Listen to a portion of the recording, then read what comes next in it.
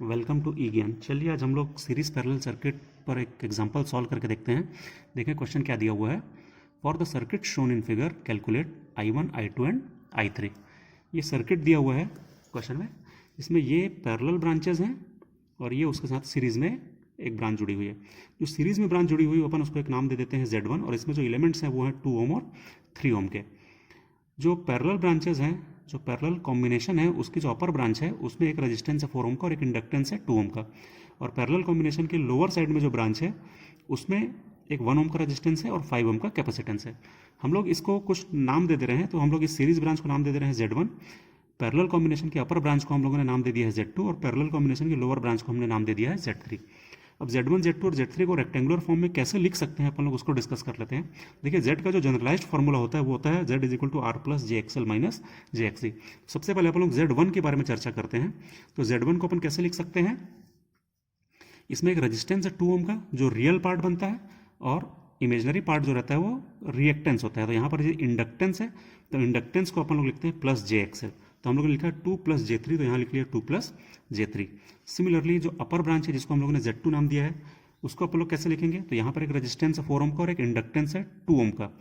तो हम लोग उसको जब इंडक्टेंस होता है तो R प्लस JXL के फॉर्म में लिखते हैं, तो ये हो जाएगा 4 प्लस J2। तो यहाँ हमने लिख लिया 4 प्लस J2। सिमिलरली जो लोअर ब्रांच है जिसको हमने Z3 नाम दिया है उसमें एक रेजिस्टेंस है 1 ओम का और एक कैपेसिटेंस है 5 ओम का। तो जब भी कैपेसिटेंस होता है तो वो कैसे आता है, वो होता है R माइनस JXC। उसमें ये L वाला पार्ट हम ओमिट कर देते हैं, तो बचता है R माइनस JXC। तो R जो होता है रियल पार्ट वो हो गया 1 ओम, जो कैपेसिटिव रिएक्टेंस है वो हो गया 5 ओम, तो हो जाएगा माइनस J5। तो हमने यहाँ पे लिख दिया 1 माइनस J5। जो अप्लाइड वोल्टेज है इस पूरे सर्किट के अक्रॉस वो है 10 वोल्ट, तो हमने यहाँ लिख दिया V is equal to 10 volt.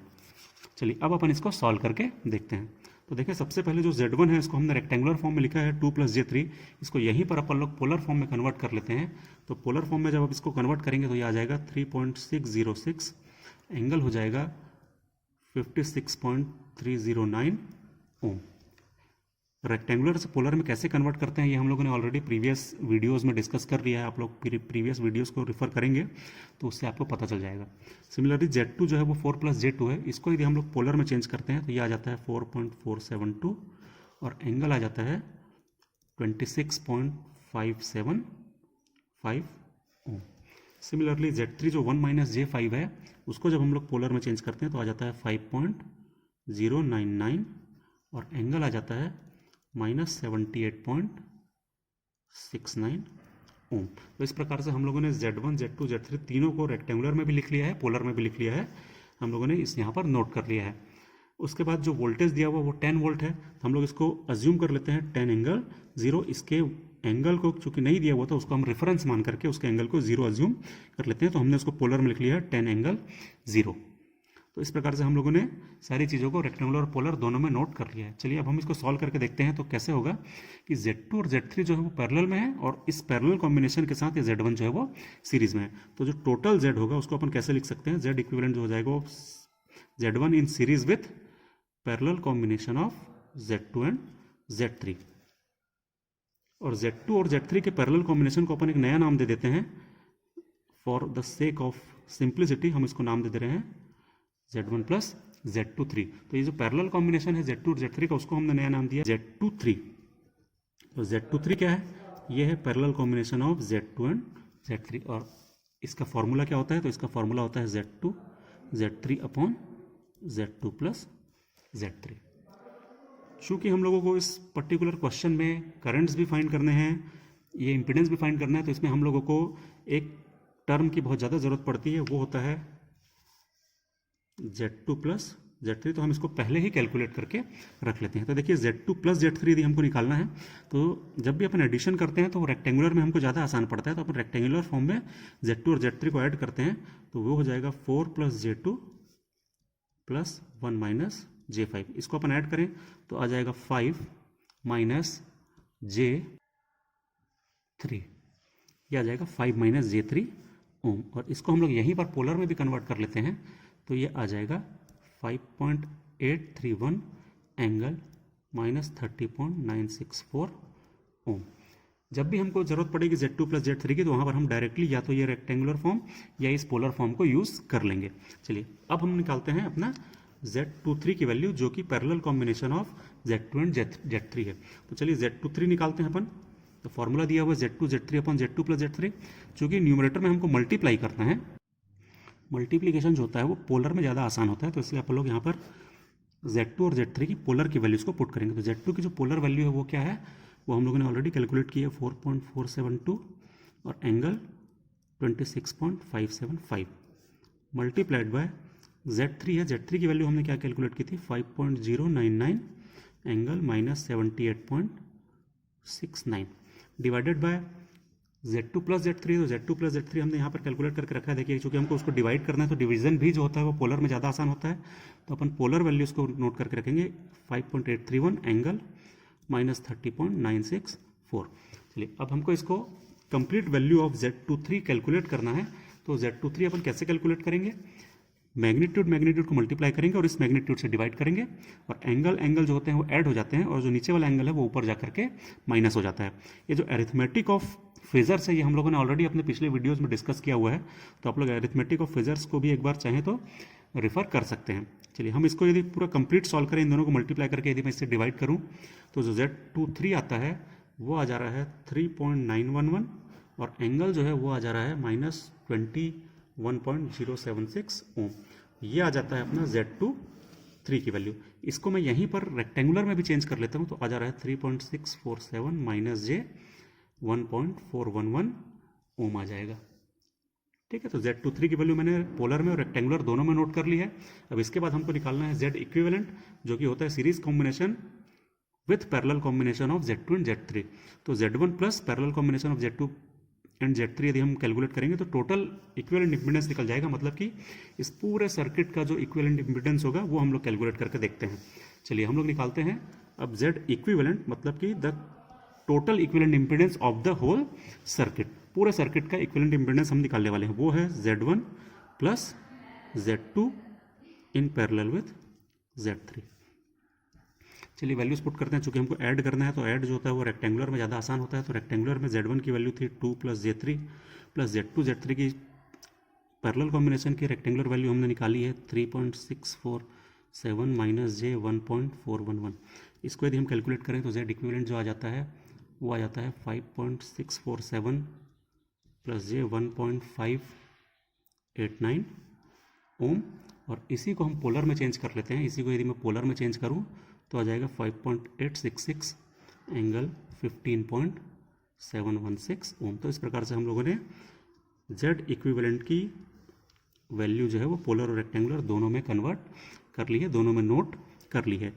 पूरे सर्किट का टोटल इंपीडेंस कितना होगा ये हम लोगों ने कैलकुलेट कर लिया है। अब हमको निकालना है पूरे सर्किट का करंट, मतलब कि इस वोल्टेज सोर्स से बाहर निकलने वाला करंट कितना होगा वो अपन कैलकुलेट करते हैं। तो बड़े आराम से निकल जाता है। ओम्स लॉ होता है V is equal to I Z, और Z कौन सा लेंगे तो complete impedance of the whole circuit, that is Z equivalent. यहाँ से आप लोगों को I निकालना है, तो I कैसे निकलेगा, वो निकलेगा V upon Z equivalent. V हमने क्या लिया था, तो V की वैल्यू दी हुई 10 और उसके एंगल को हमने 0 अज्यूम किया था, डिवाइडेड बाई Z इक्विवेलेंट क्या है, तो वो ये वाली वैल्यू है 5.866 एंगल 15.716। तो I कितना आ जाएगा, I की वैल्यू जो आ रही है वो आ जा रही है 1.705 और एंगल जो है ऊपर जाके माइनस हो जाएगा, दैट इज -15.716 एम्पियर। तो ये वाली वैल्यू आ जाएगी हमारी टोटल करंट की, जो कि पूरे सर्किट से फ्लो हो रहा है, जो कि वोल्टेज सोर्स से बाहर निकल रहा है। तो ये वाली वैल्यू आ गई हमारी कंप्लीट करंट की, जो कि यहाँ से निकल रहा है। ये है हमारा I, ये है I। अब एक बार यहाँ पर ध्यान देने वाली बात यह है कि ये जो करंट यहाँ से बाहर निकल रहा है, जो हमने ऑलरेडी कैलकुलेट कर लिया है, वही करंट जो है वो इम्पीडेंस Z1 से भी फ्लो होगा, क्योंकि Z1 जो है वो सीरीज ब्रांच है। तो जो टोटल करंट I है वही हमारा I1 भी होगा। तो इस प्रकार से हमारा I1 भी निकल गया। तो I1 हमने क्या निकाला, तो I1 की वैल्यू हम लोगों ने निकाली है, अभी कैलकुलेट की है 1.705 और एंगल निकला है -15.716 एम्पियर। ये हमारा पहली ब्रांच का करंट आ गया। चलिए अब हम लोग I2 और I3 निकाल करके देखते हैं। तो Z2 से फ्लो होने वाले करंट को हम नाम देते हैं I2 और Z3 से फ्लो होने वाले करंट को अपन नाम देते हैं I3। चलिए हम इसको कैलकुलेट करके देखते हैं। तो I2 और I3 की वैल्यू कैसे निकलती है उसको डिस्कस कर लें।